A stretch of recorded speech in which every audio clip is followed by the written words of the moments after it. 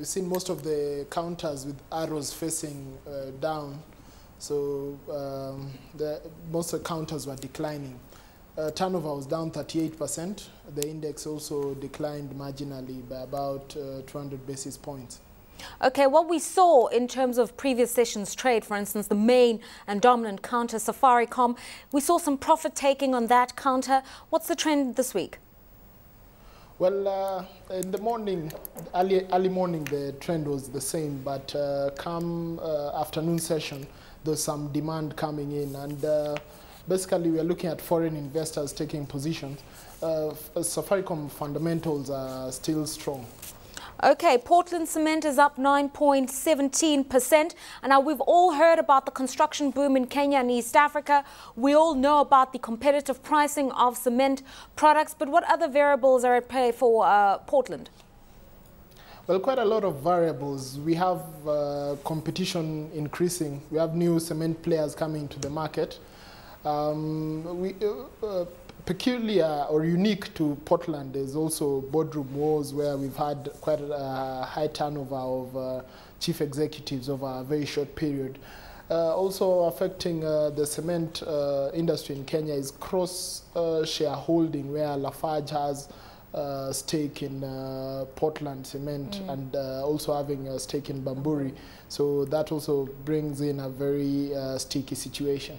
Okay, ARM is also a good performer today, and obviously they are susceptible to the broader dynamics of the cement manufacturing industry.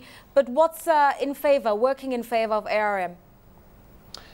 ARM, the stock is one that you would regard as a growth stock, hence high appreciation and high expectation of earnings going forward.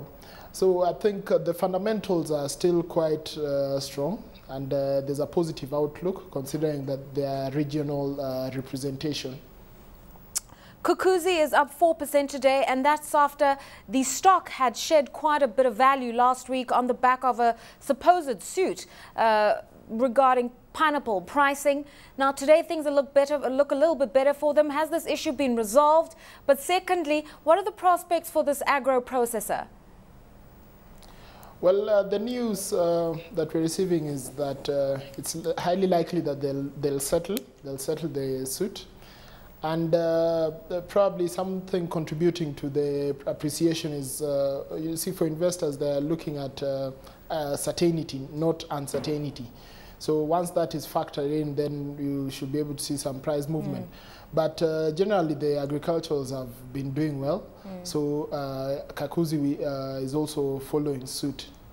Khan General's also up today, 6.9%, and so too is Express. So something quite positive on the motor and logistics sides sectors. Talk to us about that. Well, these are cyclical stocks. Now, Kenya is experiencing some positive economic growth, and we've had experts always raising the growth prospects even higher.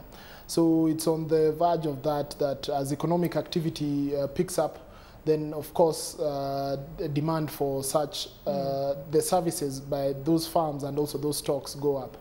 Now, we do know that last week, on the back of the MPC decision to cut interest rates, the CBK is still worried about bond yields and the relationship between interest rates and bond yields. And to that extent, they rejected some bond applications from investors, quite a substantial proportion, that is. What is it that the central bank is trying to do here?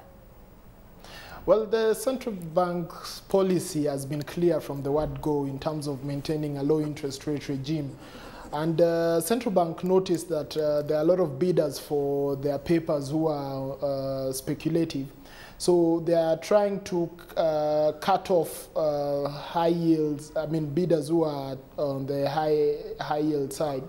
So it's just maintaining that low and stable macroeconomic environment.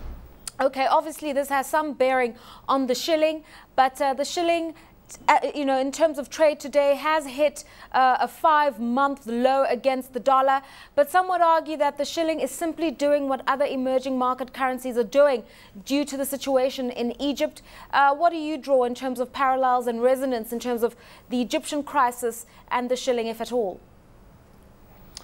Well, to some extent, we have global investors and players who tend to package Africa as a unit, or package Africa as a unit. So any crisis in a certain country, then they assume there tends to be correlations with other African countries.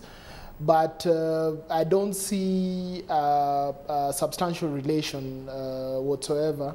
And you see, even with the low on the shilling, I think the export sector is also, it tends to benefit in terms of foreign inflows.